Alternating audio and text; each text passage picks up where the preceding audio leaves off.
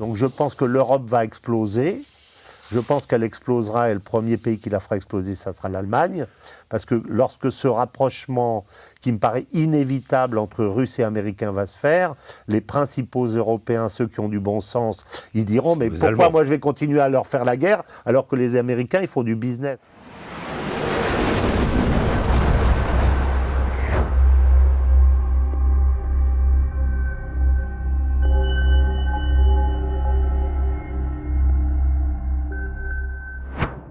Bonjour à tous, chers abonnés d'Omerta, chers abonnés de notre chaîne YouTube, également abonnés de l'application Omerta que vous pouvez trouver sur votre smartphone pour avoir accès à tous nos documentaires qui sont le cœur de notre métier. Je signale aussi encore en kiosque anti-mondialiste les Patriotes à la reconquête de l'Europe, disponible dans 5000 points de vente en France si vous ne vous l'êtes pas déjà procuré. Allez-y, voilà, il y en aura bientôt un autre. C'est aussi une des facettes d'Omerta que vous connaissez bien. Bienvenue aujourd'hui dans une nouvelle édition du Grand Entretien. Aujourd'hui, je reçois un habitué d'Omerta maintenant, François Martin. Bonjour François. Bonjour Régis. Alors François, vous êtes géopolitologue, essayiste. Vous avez écrit 2 livres. Vous avez écrit l'Ukraine, un basculement du monde en 2023, Le temps des fractures en 2024, et vous publiez ce nouveau livre que j'ai à côté de moi, Le chaos du monde, hein, qui est, on peut, on va dire, le synthétiser comme une analyse, mais pas que, de l'impact de Trump au niveau mondial. C'est ça. Alors, première, donc je vous le montre, hein, aux éditions Jean-Cyril Godefroy, trouvable dans toutes les librairies, j'imagine. Oui, oui. Bon. En fait, le livre s'appelle « La France dans le chaos du monde », mais il est en 2 parties. D'accord. Une première partie qui parle du monde, Oui. et la deuxième partie qui sortira, qui parlera de la France. Très bien. Première question, le chaos du monde semble s'inscrire parallèlement avec le recul de l'Occident, dont la voix est de moins en moins audible. Est-ce qu'on ne devrait pas parler de recomposition du monde plutôt que de chaos ? Oui, c'est une bonne façon de poser le problème, parce qu'en fait, je vais dire ça, il faut regarder le dessus des cartes et le dessous des cartes. Et très souvent, quand on regarde les choses d'une façon habituelle, on s'aperçoit, lorsqu'on regarde les choses en profondeur, que le dessous des cartes est beaucoup plus terrifiant que le dessus des cartes, parce qu'on s'évertue à essayer de cacher les problèmes et tout, alors qu'ils sont là. Et en fait, aujourd'hui, ce qui est particulier dans la situation, c'est que c'est l'inverse. Le dessus des cartes est terrifiant, pour une raison particulière, c'est que Trump hystérise tout, parce que c'est sa méthode. Donc, on a l'impression que ça va péter toutes les semaines. Mais si on regarde le dessous, en fait, le dessous laisse un certain nombre de lignes possibles. C'est vrai pour l'Ukraine, ça semble moins vrai pour l'Iran, et pourtant... on va en parler. Donc, je pensais que c'était important de montrer, à partir de mes 2 derniers livres, comment les choses avaient bougé, et surtout, qu'est-ce que Trump a apporté, parce que ce type est un Attila ou un Gengis Khan, enfin, ou un Napoléon, il chamboule tout, absolument tout, quoi. Bien sûr, avant d'arriver dans le vif du sujet, justement, je recevais à ce micro et sur ce plateau, il y a quelques jours, le grand reporter, photojournaliste Noël Kidu, qui a travaillé pour tous les plus grands médias du monde, tous les plus grands magazines, Newsweek, Time, etc., et qui parcourt le monde depuis longtemps, et qui me disait avec Trump, j'ai plus besoin de Netflix.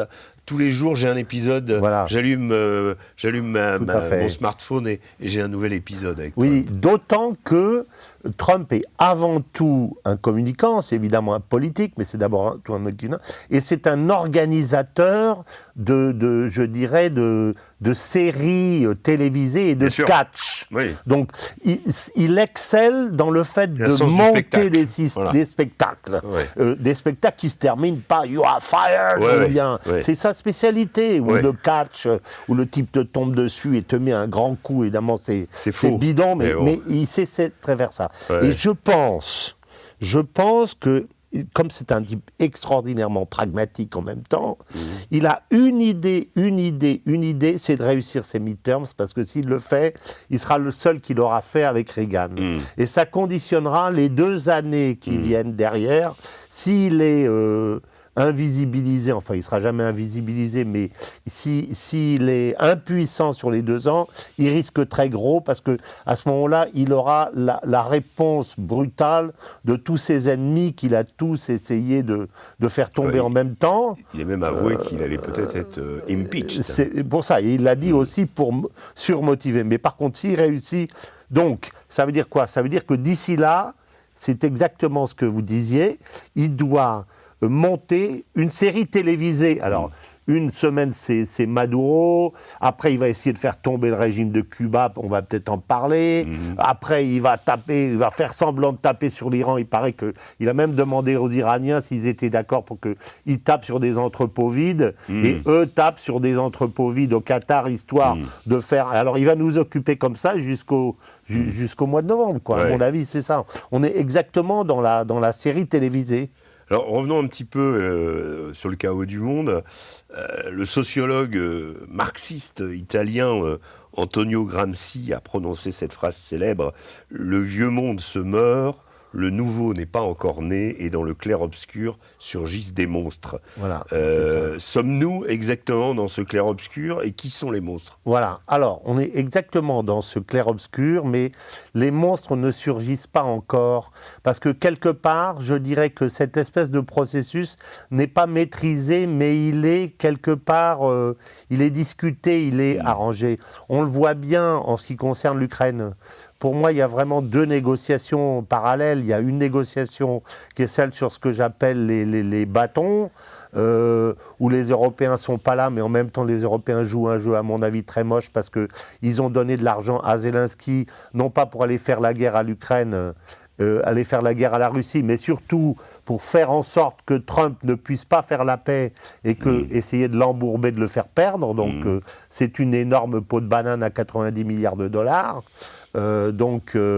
Il y a ça, mais en même temps, on sent qu'il y a des velléités de rapprochement qui ont été matérialisées à Anchorage et qui sont très fortes. Donc, c'est pas véritablement un monstre qu'il y a derrière. On parle de plusieurs dizaines de milliards de dollars d'investissement possible. Centaines de milliards, je pense. De milliards, oui, ça avec les champs gaziers, Sakhalin, bien sûr, l'Arctique. Mais bien sûr, perspective de négociation donc entre Russes et Américains. Les banquiers américains qui sont ceux qui financent la guerre et qui financent la paix, pour l'instant, essayent de profiter de la guerre le plus possible et le plus longtemps possible, mais derrière, évidemment que ce qui les intéresse, c'est les dividendes de la paix. Et la preuve, c'est que Poutine, là, les gens ne le savaient pas, a permis la licence de travail d'une banque américaine pendant toute la période de la guerre, c'est Goldman Sachs, et le représentant de Goldman Sachs en Russie, c'était Kirill Dmitriev.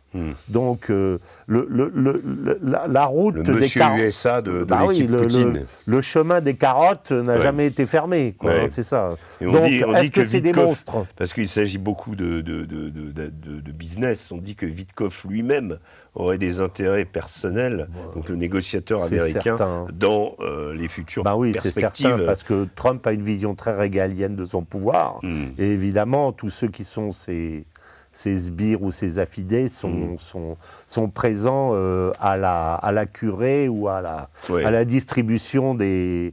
Comment ça s'appelle, comme à Soissons. Les dividendes. Comme au vase de Soissons. Je voulais vous faire réfléchir, je voulais avoir votre réflexion donc, pour terminer, juste, donc, on voit en même temps des monstres, mais on voit aussi se dessiner, peut-être pas des anges, mais aussi... Donc, c'est pas uniquement... La phrase, à mon avis, de Gramsci n'est pas complète. On voit sortir des monstres, mais on voit, dans le cas présent aussi, sortir des perspectives. Voilà, c'est ça que je voulais dire. Alors, cette arrivée de Donald Trump au pouvoir, pour vous, elle est le symptôme d'une Amérique en déclin ou du retour de celle-ci sur la scène mondiale? Est-ce que c'est une tentative désespérée face à un monde qui tend à se passer du dollar dès qu'il peut le faire maintenant? Alors, c'est les deux à la fois. C'est en même temps le signe d'un déclin, c'est très net.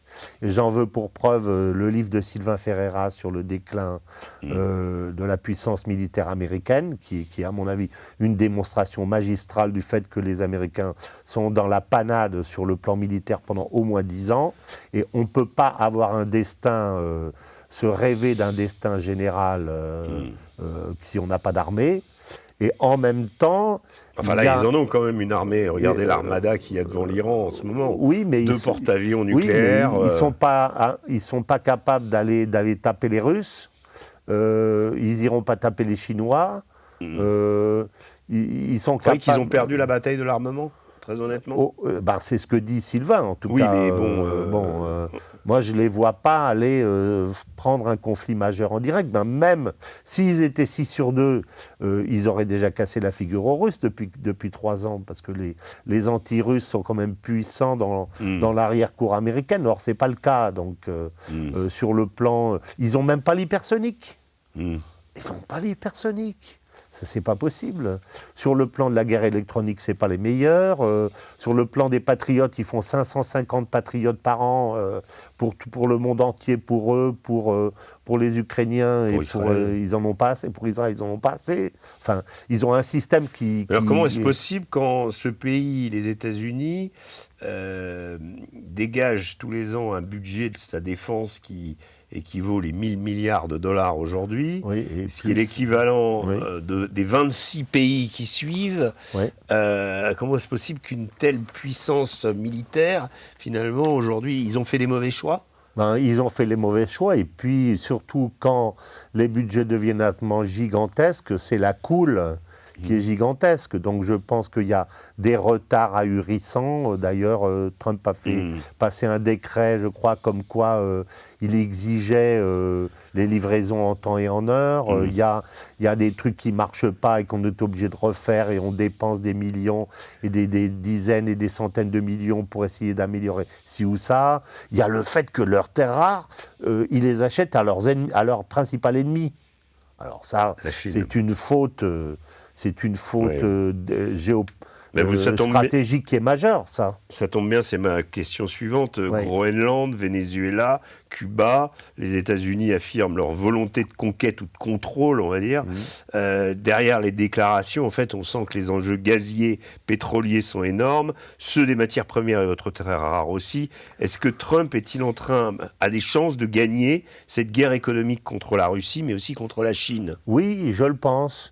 Et ça, c'est le côté, je dirais, il y a d'un côté le déclin qui me paraît manifeste aussi. On voit qu'un certain nombre de pays n'ont plus peur. Enfin, l'Iran n'a pas l'air d'avoir peur aujourd'hui. Alors bon, tout le monde fait du cinéma dans ce genre de cas, mais les déclarations de Khamenei ne montrent pas le type qui commence à se coucher. Visiblement, le Venezuela n'a pas l'air d'avoir excessivement peur non plus, parce qu'ils n'ont pas ouvert les champs pétroliers aux Américains. Les Américains n'ont pas voulu y aller. Là, il y avait un haut gradé américain qui est allé au Venezuela hier, qui ont discuté avec ses homologues. Oui, ils discutent. Mais en même temps, vous voyez que la nouvelle présidente, organise des manifestations anti-américaines dans les rues pour... mais elle libère les prisonniers quand Donald Trump lui demande de les libérer. Elle est quand même très pragmatique. Elle est très pragmatique, on est bien d'accord. Mais ce n'est pas l'attitude d'un pays qui s'est couché, disons. Enfin, en tout cas, ce n'est pas ce qu'on voit véritablement aujourd'hui. Donc, il y a en même temps, de la part de Trump, bien évidemment... c'est ce que je dis dans mon livre quand je parle de régionalisation du monde. Je pense qu'on va vers une régionalisation du monde, et je ne sais pas comment va se terminer l'affaire du Groenland, s'il va racheter les territoires là où il y a précisément les mines, c'est ça qui lui coûterait le moins cher. Je vais faire mes mines là, et il va américaniser en fait le territoire comme une ambassade. Donc... à mon avis, ça peut peut-être se terminer comme ça, ou par un bail amphithéotique de 99 ans, enfin j'en sais rien en tout cas. Mais ça voudrait dire céder le territoire. Visiblement, il a un peu reculé là-dessus. Il a reculé. L'OTAN a pris des positions en disant nous allons muscler nos défenses sur le Groenland. Voilà. Quelque part, est-ce que ça peut lui satisfaire, vous pensez ? On va voir, mais en tout cas, on n'est plus dans le... Oui, on va envoyer les paras et demain matin, c'est à nous. On n'est plus du tout là-dedans. Mais il y a une volonté de mettre la main, qu'on comprend extrêmement bien sur le plan stratégique, parce que ça lui permettrait de se sortir des pattes des Chinois, qui est quand même un problème excessivement rédhibitoire pour lui. Et puis, il y a le message, à mon avis, le Venezuela, plus qu'une prise de pouvoir, c'est un message envoyé au Grand Sud, à ce qu'ils appellent l'hémisphère occidental, en disant « America is back ». On est là, mais derrière, quand on sait les liens qu'ont tous ces pays avec les Chinois, y compris d'ailleurs l'Argentine, c'est pas demain qu'il va arriver avec la diplomatie de la canonnière en disant arrêtez de travailler avec les Chinois et venez avec nous. Donc comment va-t-il s'insérer là-dedans? Il ne le dit pas dans le document de sécurité nationale. Il dit on est de retour, mais il dit pas comment. Or la canonnière, ça marchera plus. Donc, est-ce qu'ils sont prêts à aller investir au Brésil, ailleurs, accepter une vraie confrontation économique avec la Chine? Mais en tout cas, il y a une volonté de reprendre pied sur cette zone. C'était absolument incroyable que Rubio, le 30 janvier, à Megyn Kelly, dit « Je prends l'avion demain pour Panama parce que les deux ports de l'Est et de l'Ouest appartiennent aux Chinois. » Enfin, c'était ahurissant de savoir que les Américains avaient perdu pied dans leur propre arrière-cour et que le propre canal qui leur permet de passer était contrôlé par la Chine. Enfin. Je ne sais pas où ça en est aujourd'hui, mais les ports de Long Beach, de Los Angeles et celui de New York appartenaient aux Chinois aussi. Pendant très longtemps. Bien sûr. Des ports de containers. Il y avait véritablement... il essaye de lutter contre une forme de dépendance. De même, le système libéral, ultralibéral, que l'Occident a monté lui-même avec la Chine, en ouvrant les ports de la Chine pour essayer de décupler ou de centupler leurs profits, c'est-à-dire faire fabriquer en Chine à 1 ce qu'ils faisaient fabriquer chez eux à 10 pour le vendre à 50, dont les Chinois ont profité en faisant des contrefaçons. On sait que le premier trafic au monde, c'est pas le trafic des personnes ni le trafic de la drogue, c'est bien la contrefaçon. Le numéro 1, c'est la contrefaçon. Hein. Ça, les policiers spécialisés vous le disent. Donc, on a ouvert la voie à un système qui donnait une priorité absolue aux Chinois. Et Trump a essayé de casser ça. Il essaye de casser. Donc, va-t-il réussir? Je ne sais pas. Mais en tout cas, il prend pour moi, il essaye de prendre le taureau par les cornes. Avec les bémols qui sont ceux qu'il y a quand même dans son propre camp, en plus de son mouvement MAGA, il y a ceux que j'appelle les nostalgiques de la grandeur passée, qui sont, je dirais, les anti-russes d'un côté, les pro-sionistes de l'autre, qui essayent de le pousser dans des logiques guerrières qui sont contre-productives par rapport à sa stratégie telle qu'il l'exprime dans le document de sécurité nationale, par exemple. Alors, donc, c'est pas gagné. Le document de sécurité nationale, sur le fameux retour de la doctrine Monroe, rebaptisée doctrine Donroe, avec donc ces pays qui sont, on va dire, en voie de changement, avec une pression intense des Américains. Avec le Venezuela, c'est même pas tant l'exploitation du pétrole stricto sensu, c'est le fait d'avoir mis la main sur les principales réserves de pétrole au monde. Avec des bémols. Hein. Bien sûr, un pétrole lourd, un pétrole très lourd, qui est en fait pas dans le schéma normal du pétrole, mais qui est plus du bitume que du pétrole. Et qui sert qu'aux Chinois, parce qu'en fait, ça n'intéresse pas grand monde, parce qu'ils donnent que 15% d'essence, alors que le pétrole léger donne 45% d'essence. Donc, il est très peu rentable. Oui, mais là, les Américains mettent la main là-dessus. Si changement de régime... C'est pas encore fait. Hein. Non, mais... Ça discute. Non, mais là, on peut plus. Il n'y a plus un bateau chinois qui peut aller s'approvisionner en pétrole vénézuélien. C'est fini.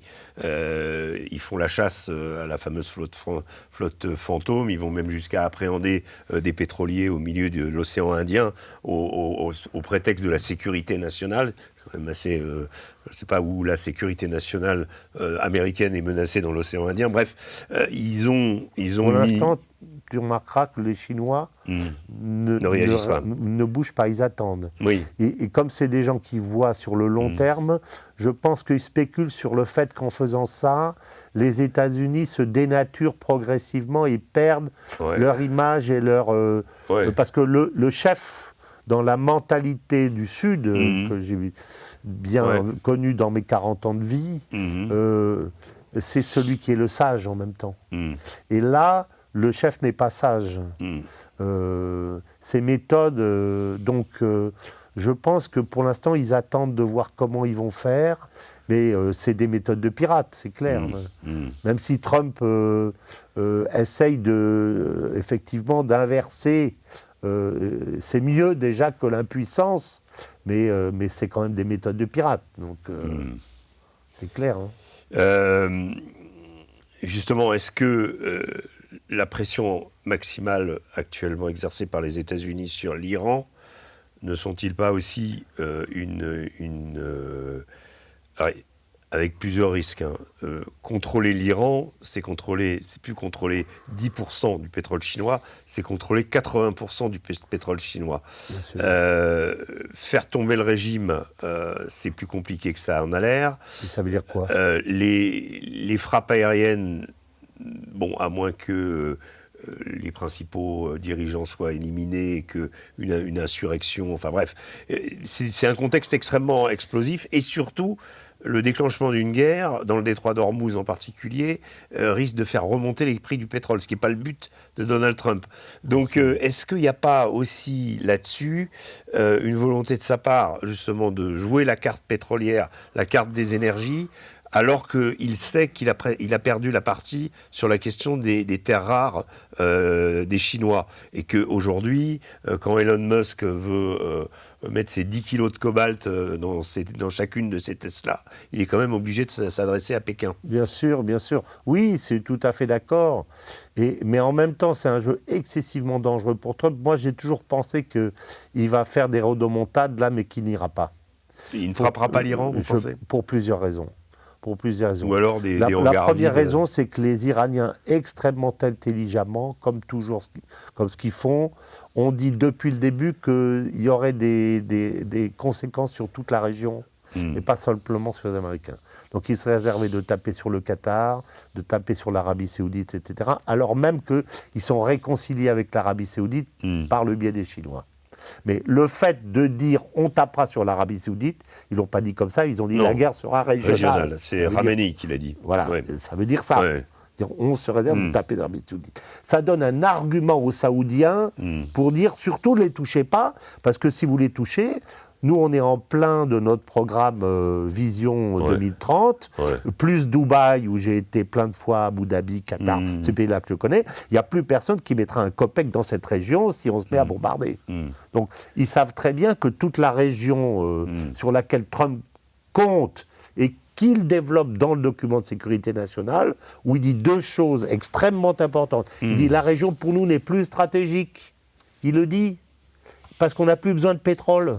Mais premièrement, quand même besoin et deuxièmement, des milliards des pétromonarchies pour investir dans son économie. Il faut que ça soit demain une zone de commerce et d'enrichissement mutuel. C'est ça qu'il dit. Mais pour moi, dans le document de sécurité nationale, quand il dit ce n'est plus stratégique pour nous parce qu'on n'a plus besoin de pétrole, c'est d'une façon non dite une condamnation d'Israël, que je sache, puisqu'Israël servait essentiellement pour les Américains à être le gendarme du pétrole pour que l'accord pétrolier, l'accord de Quincy dans un premier temps et l'accord de 75 avec Kissinger pour pour acheter le pétrole en dollars soit effectivement respecté par tout le monde.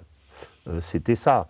Or, l'Arabie Saoudite a décidé de vendre en yuan et Mohamed Ben Salman n'a pas été assassiné. Donc, ça prouve bien qu'il y a quelque part un certain nombre de pays qui n'ont plus peur ou plus aussi peur des États-Unis. Donc, il y a cette raison-là. Le Brésil qui vient d'émettre ses premières obligations en yuan. Ben, bien sûr. Brésil. C'est parti, c'est parti. Alors, ça ne va pas se faire tout de suite. Ça ne va pas se faire tout de suite parce que tous ces pays qui commencent à avoir des yuan ont quand même des dollars. Donc, ils ne veulent pas se départir de leurs dollars du jour au lendemain, de leur bon du trésor américain pour que ça se casse complètement la gueule. Mais on a pris une tendance qui va se poursuivre, c'est évident. Donc, il y a cette raison qui est une raison régionale. Et surtout, pour moi, il y a une raison très importante, c'est que quand on est un grand... on s'arrange qu'on veut taper sur un petit, on s'arrange pour mettre un proxy en face. Parce que si le petit se fait taper, le grand dit « Ah ben c'est pas moi, c'est lui ». Or là, les États-Unis sont dans une situation très dangereuse parce qu'ils ont un proxy de la Chine d'un côté, mais eux sont en face. Donc, si le gros met un nion au petit, on dira, bon, ben, c'est normal, il l'a frappé. Mais si le petit met un nion au gros, en l'occurrence, il coule un bateau américain, ce que Khamenei, d'ailleurs, Pensez qu'ils peuvent le faire avec l'hypersonique. Absolument, bien sûr. Donc, à ce moment-là, c'est le gros qui perd la face. Donc, le fait d'être stratégiquement, eux, en direct, face à un proxy, la situation est très dangereuse pour les Américains. Et la troisième, c'est que s'il fait ça et qu'il déclenche une guerre qui va durer des mois, puisqu'il ne va pas faire tomber un régime, il ne va pas mettre le chat en 15 jours dans ce pays-là, il perdra les élections de mi-mandat. C'est ça, parce que... C'est surtout ça la principale raison. On sent un président américain tenté par l'intervention, mais une base MAGA qui freine des cas de fer, qu'il a élu précisément pour qu'il n'y en ait pas. Je me souviens que la guerre, l'intervention qui avait duré 24 heures avait déplu aux États-Unis. Il y avait eu une volée de bois vert. De volée de bois vert de la part des principales têtes du MAGA, de Tucker Carlson, en allant jusqu'à Joe Rogan et autres. Même Charlie Kirk avait demandé de ne pas intervenir en Iran à l'époque. Oui. C'est vraiment, je veux dire, une ligne rouge. Donc moi, je pense qu'il fait du cinéma parce qu'il veut essayer, d'abord, de sauver la face en disant qu'il fait quelque chose parce qu'il se fait promener par les Iraniens, mais en même temps, je pense que les Iraniens sont prêts à discuter quelque part sur qu'est-ce qu'on fait des 400 kilos d'uranium enrichi à 60%. Est-ce qu'on le confie aux Russes qui vont le mettre sous bonne garde ? Je crois que c'était dans l'accord de 2015, il me semble que les Russes, de la même manière que les Russes avaient traité le chimique d'Assad pour éviter la guerre en 2013. Tout à fait. Mais ils ne toucheront pas au balistique, puisque la véritable dissuasion iranienne, c'est le balistique. Donc, s'ils acceptent de toucher au balistique, ils se mettent pieds et poings liés entre les mains d'Israël. Donc, c'est non négociable. Bien sûr. Donc, qu'est-ce qu'ils négocient actuellement ? En fait, le lever des sanctions. Je pense, si je me fie aux documents stratégiques de sécurité nationale, quelque part, les Américains voudraient bien aussi que ça soit uniquement les Russes, les Chinois et les Indiens, il ne faut pas oublier, par le couloir nord-sud, Bandar Barabas, etc., qui profitent des potentialités de cet immense pays qu'est l'Iran, eux aussi. Les types qui ont envie de venir faire du business là-dedans. Bien sûr. Mais on est peut-être un peu tôt pour ça. Oui, là, c'est quand même, on est face à un nœud qui n'avait pas été encore résolu. Voilà, c'est le nœud de... Je voulais le nœud gordien, il n'y a personne qui a la hache pour trancher. Un petit mot sur la guerre en Ukraine. Est-ce que vous considérez que cette guerre... c'est le début du XXIe siècle. Je sais que François Fillon, qui nous avait donné une interview à Omerta, pour lui, décrivait ça comme la tectonique des plaques. Un peu, alors donc début du XXIe siècle, comme le 14-18 était le vrai début du XXe siècle. Oui. Vous pensez qu'on a changé d'air avec ça ? C'est pour ça que j'avais écrit l'Ukraine, un basculement du monde. Oui. C'est pour ça. que j'avais écrit précisément pour ça. Actuellement, alors qu'on est dans des phases de négociation qui n'en finissent plus. Alors, pour moi, les phases de négociation sont très intéressantes parce que c'est essentiellement des phases alibi, pour moi. Des phases alibi. Pour moi, ça ne peut s'arrêter que sous 3 conditions. La première, c'est que Poutine ait mangé tout ce qu'il veut manger et qu'il dise « Ok, maintenant je m'arrête, je ne vais pas à Odessa, je m'arrête, donc on met la ligne là où j'ai pris, on s'arrête. » Ça, c'est la première, mais pour l'instant, il n'y est pas. Sur Konstantinovka, Druzovka, là, ça commence un peu à bouger. Mais je pense que là, où véritablement... On n'est pas encore à Kramatorsk ni à Slaviansk. C'est Slaviansk-Kramatorsk qui sera son objectif et qui est son objectif depuis le départ. Depuis le départ. Bon, ça, c'en est une. Et celle-là, elle n'est pas encore accomplie. Vous pensez que s'il conquiert le Donbass, il y a des bonnes chances qu'on arrête la guerre ? Il y a des chances s'il considère qu'il n'a pas besoin d'aller jusqu'à Odessa, mais s'il considère que de toute façon en face de lui, il a des pourris et des gens qui ne respecteront aucune obligation, il dira il faut qu'il ne me respecte pas la force et pas par les traités. Donc à ce moment-là, il ira jusqu'à Odessa. Mais on le Je voulais vous le faire réagir justement sur le dernier round de négociation. Ça va étoffer votre propos, celui qui vient de se terminer à Genève. très classique, chacun a inventé le professionnalisme des négociations, mais il y a eu un épisode très intéressant, c'est que pendant 2 heures, Medinsky, qui est celui qui, le fameux professeur d'histoire, qui mène la négociation pour les Russes. Hein, c'est pas qui est celui qui négociait celle d'Istanbul. Ils ont fait très attention à tout, renommer celui d'Istanbul pour inscrire cette négociation dans la suite de celle d'Istanbul qui avait abouti. Mais, oui, bien sûr. Mais c'est vrai, vous avez raison.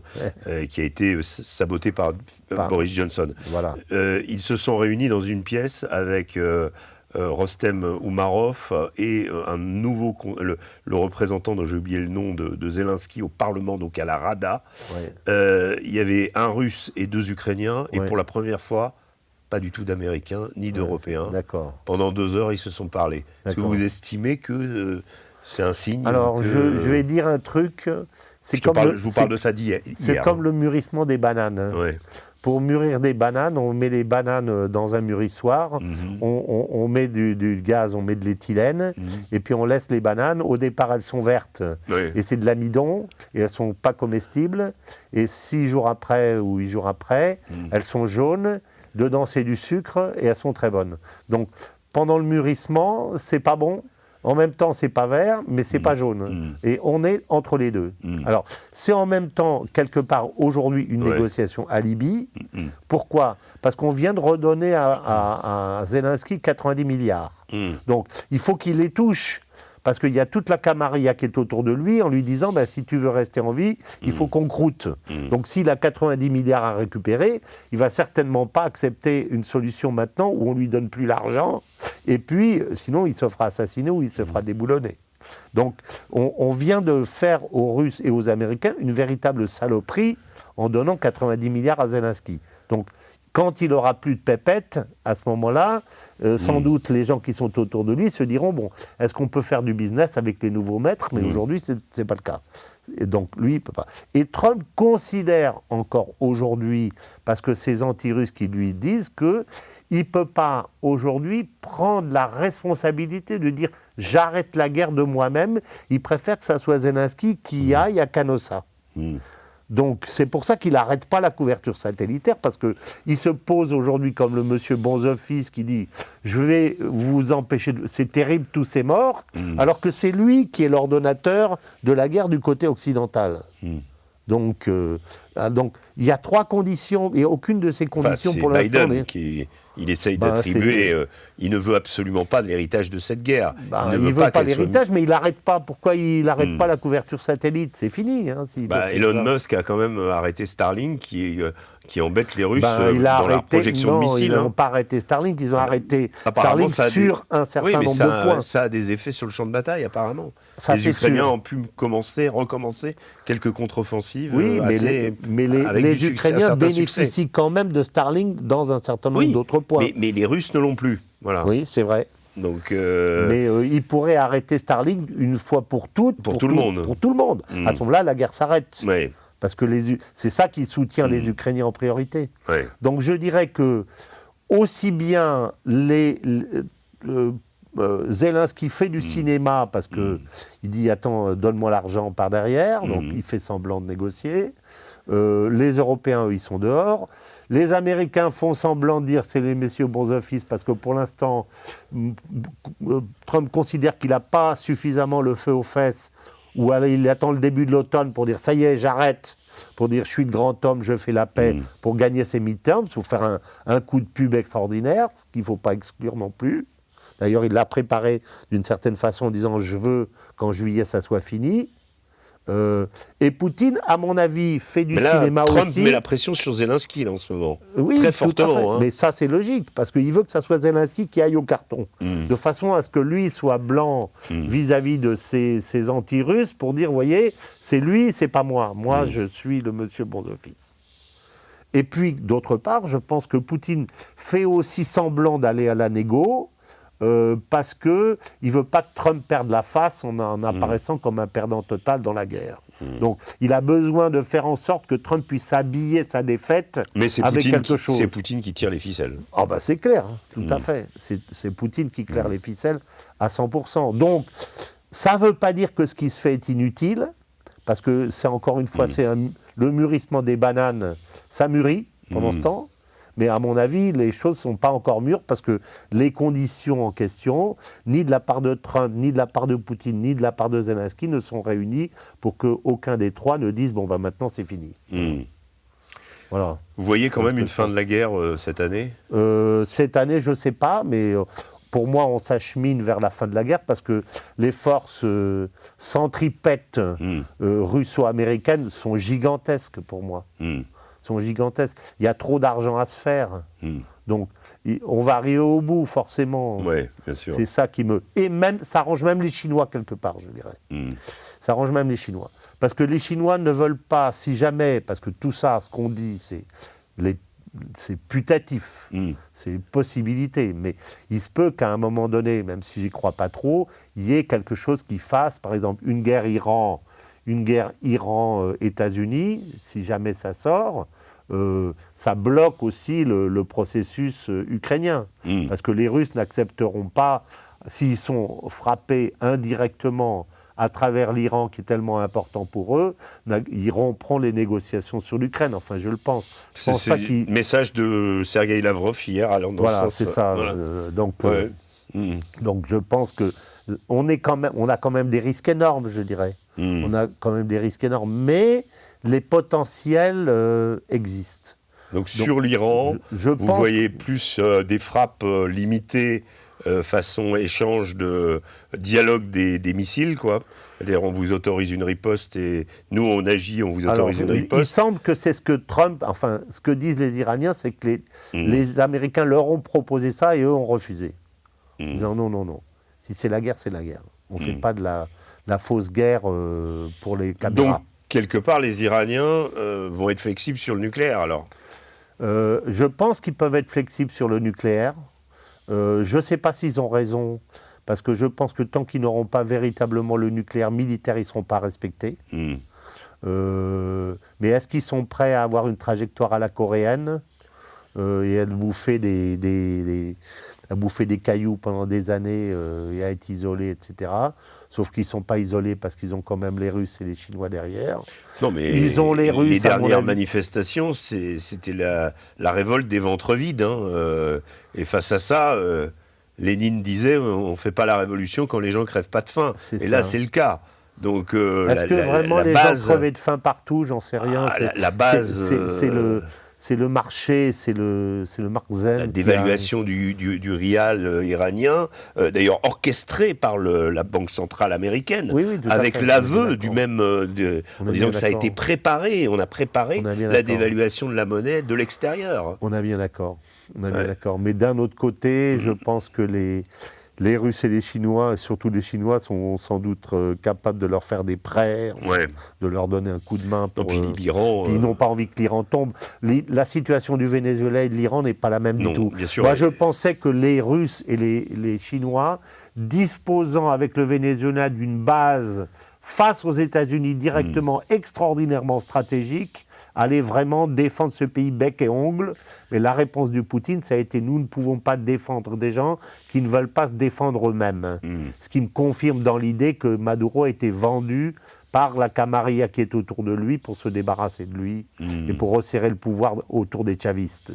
C'est un peu ce que je pense. Mais la situation de l'Iran n'est pas du tout la même. Non, Je pense qu'ils défendront l'Iran. Pourtant, ils sont prudentissimes pour que les Chinois, qui sont les adeptes de Sun Tzu, fassent dans le détroit d'Ormuz des manœuvres conjointes avec les Iraniens et avec les Russes.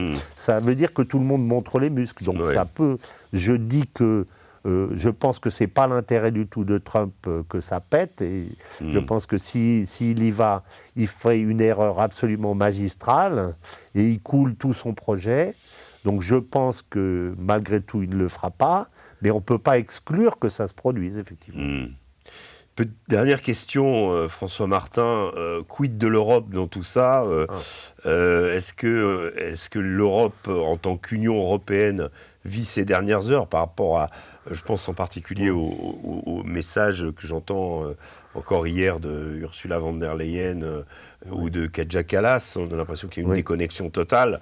Est-ce que cette Europe-là peut tenir et finir par imposer sa voix, ou il faut qu'elle aille au travers d'une réforme de fond, ce que semblent indiquer tous les pays avec le retour du souverainisme un peu partout. C'est ça que je pense.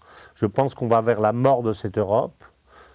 À cause des circonstances géopolitiques et aussi parce que l'administration Trump a visiblement envie et identifié ces Europes comme son véritable ennemi. Oui. C'est clair. C'est là que c'est le refuge des progressistes aujourd'hui, ces gouvernements. Mais ça ne tiendra pas. Donc je pense que l'Europe va exploser. Je pense qu'elle explosera et le premier pays qui la fera exploser, ça sera l'Allemagne.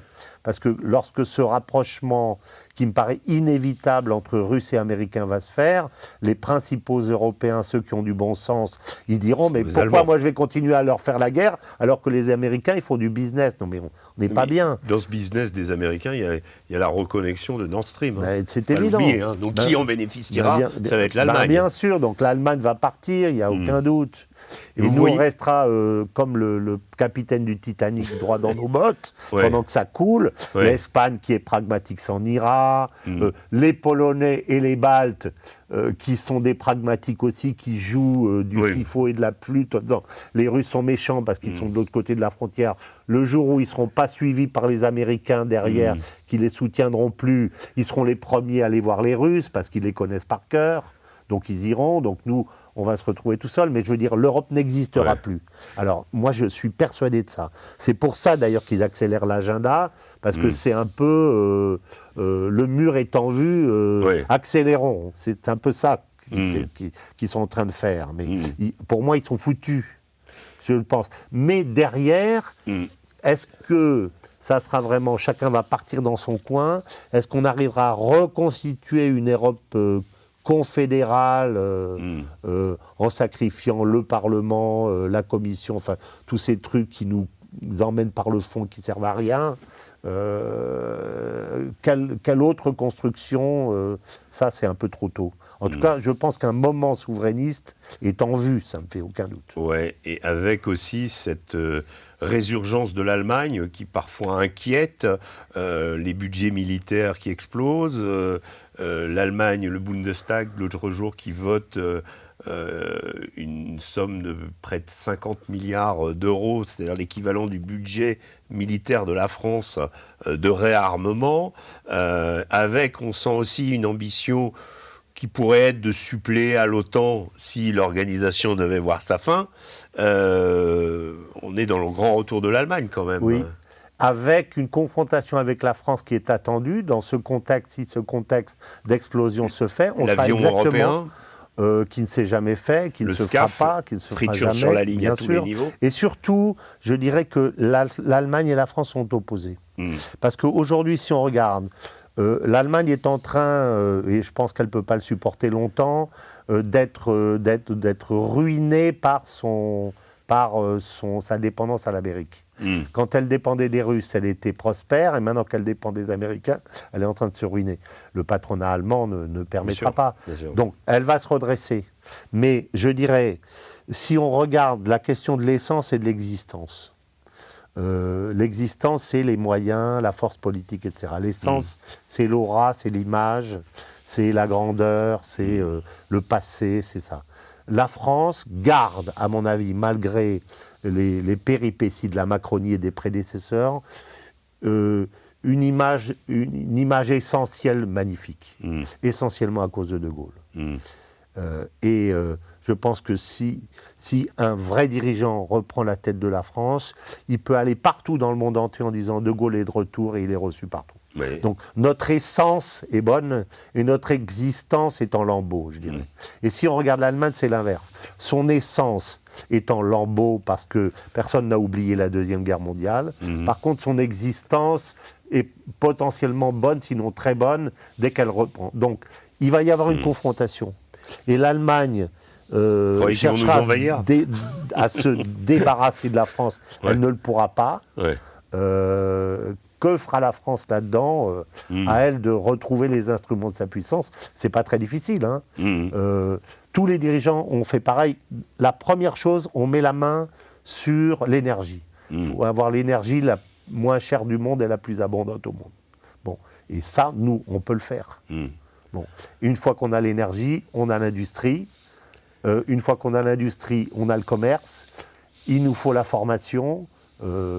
C'est tout ce qu'on est en train de faire et d'essayer de développer dans cette série d'émissions superbes là, qu'on monte avec vous, qui s'appelle l'Ukraine à basculer, qui s'appelle La France dans le chaos du monde. Très bien. C'est ça. Mais ce sera le mot de la fin, François ça. Martin. Et qui sera l'objet de la deuxième partie de ce livre, Parfait. qui paraîtra, je pense, en fin d'année. Donc voilà, je vous le montre le livre. Donc La France dans le chaos du monde, par François Martin, aux éditions Jean-Cyril Godefroy. Voilà. Merci beaucoup François Martin d'être venu ce matin pour parler de ce livre et pour nous éclairer sur l'actualité riche de ce monde. Que de choses. Que de choses, et c'est pas fini. Merci à vous d'avoir suivi cette émission. J'espère qu'elle vous a plu, que vous reviendrez la semaine prochaine plus nombreux encore pour une nouvelle édition du Grand Entretien. Et d'ici là, je vous souhaite une agréable journée. Je vous dis portez-vous bien. À bientôt.